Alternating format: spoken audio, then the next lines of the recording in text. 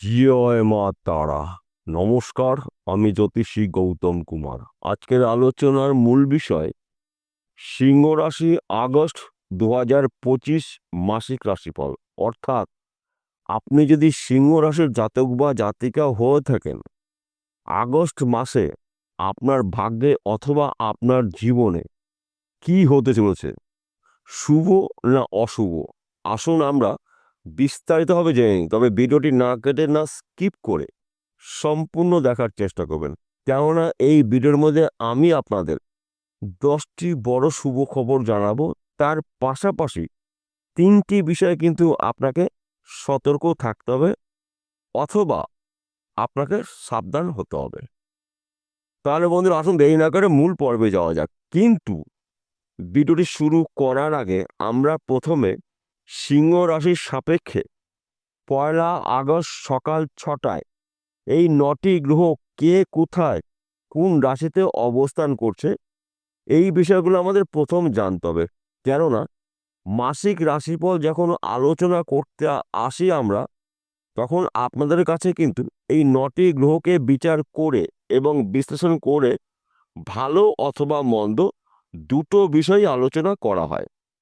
তাহলে আমাদের প্রথম 1 আগস্ট সকাল 6টায় এই 9টি গ্রহর গোচরগত অবস্থান প্রথম জানতে হবে।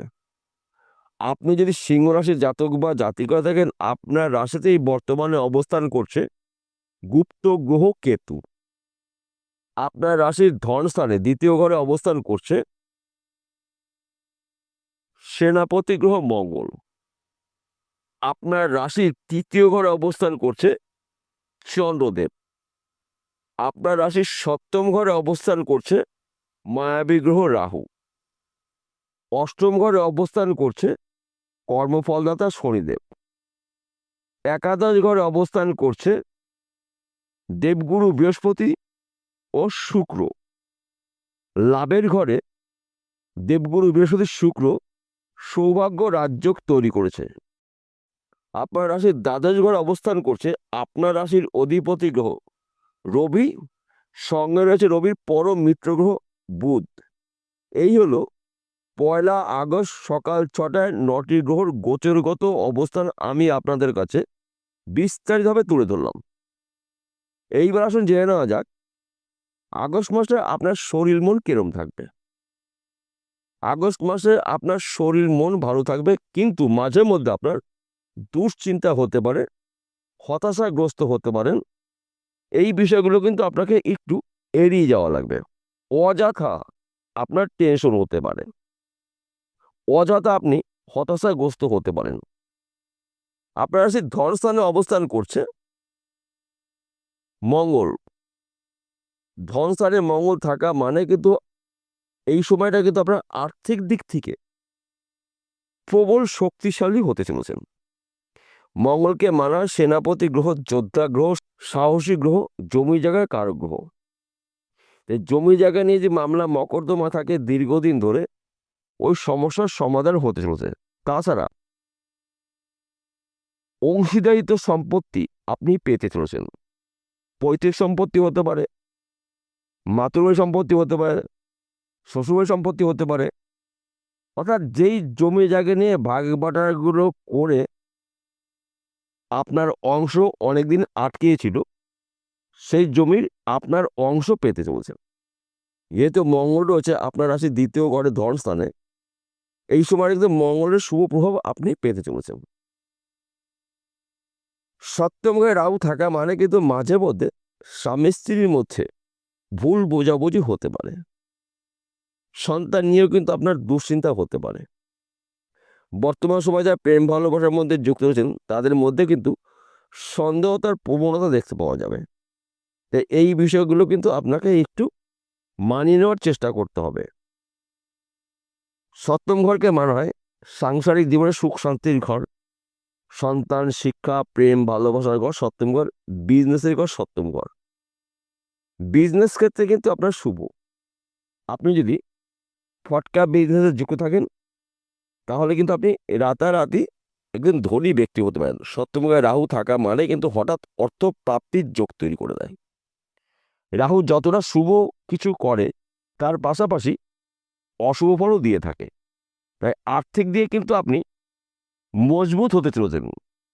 রাহু রয়েছে সপ্তম ঘরে, ব্যবসার ক্ষেত্রে উন্নতি রয়েছে, ব্যবসা পরিবর্তন হতে পারে, নতুন ব্যবসা শুরু করতে পারেন। একাধিক জায়গা থেকে কিন্তু আপনি কাজের খবর পাবেন, উন্নতি করার সুযোগ আসবে রাহুর প্রভাবে। আপনারা সেই অষ্টম ঘরে অবস্থান করছে কর্মফল শনিদেব। অষ্টম ঘরকে মানা হয় মৃত্যুর ঘর, রোগ জ্বালার ঘর অষ্টম ঘর। তাই এই সময়টা কিন্তু আপনি একটু বুঝে শুনে যানবাহন চালাবেন। 2 চাকা হতে পারে, 4 চাকা হতে পারে, অধিক চাকা হতে পারে, এবং রাস্তা দেখে পার হবেন। কেন এই কথা বললাম? আপনার রাশিতে বা আপনার জীবনে শনিদেব ঢাইয়া চলছে। শনিদেব অবস্থান করছে আপনার রাশির অষ্টম ঘরে, অশুভ ঘরে অবস্থান করছে। তাই এই সময়টা কিন্তু আপনার ছোটখাটো দুর্ঘটনা ঘটতে পারে, হাড়ের চোট লাগতে পারে, আঘাত পেতে পারেন। তাই এই বিষয়গুলো আপনাকে সতর্ক থাকতে হবে।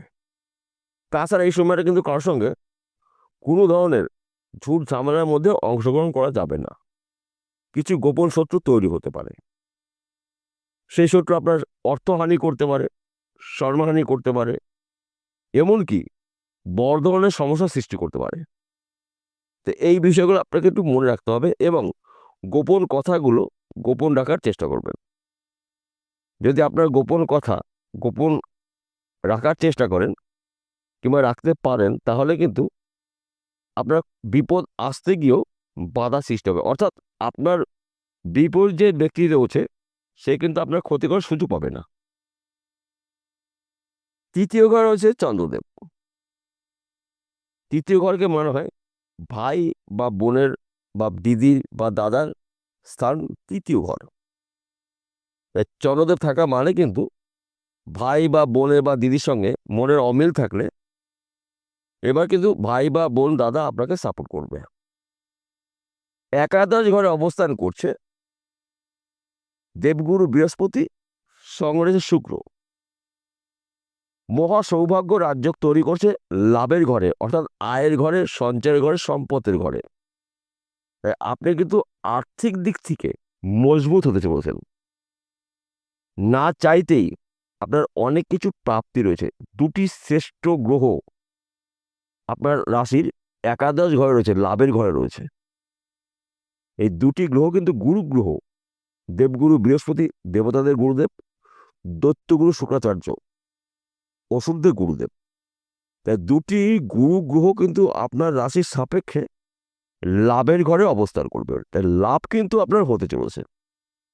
নানা জায়গার থেকে কিন্তু আপনি লাভের খবর পেতে পারেন, যে খবরটা আপনার জন্য লাভজনক খবর।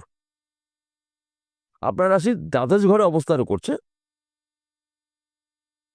আপনার রাশির অধিপতি সূর্যদেব, সঙ্গে রয়েছে সূর্যদেবের পরম মিত্র গ্রহ বুধ। 2টি গ্রহ জুটি বেঁধে সৃষ্টি করছে বুধাদিত্য রাজ্য।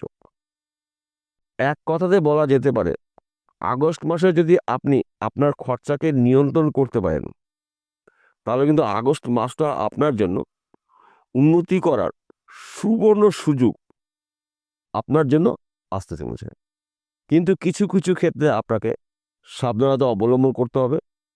কিছু কিছু ক্ষেত্রে আপনাকে অ্যালার্ট থাকতে হবে, তৈরি থাকতে হবে, রেডি থাকতে হবে।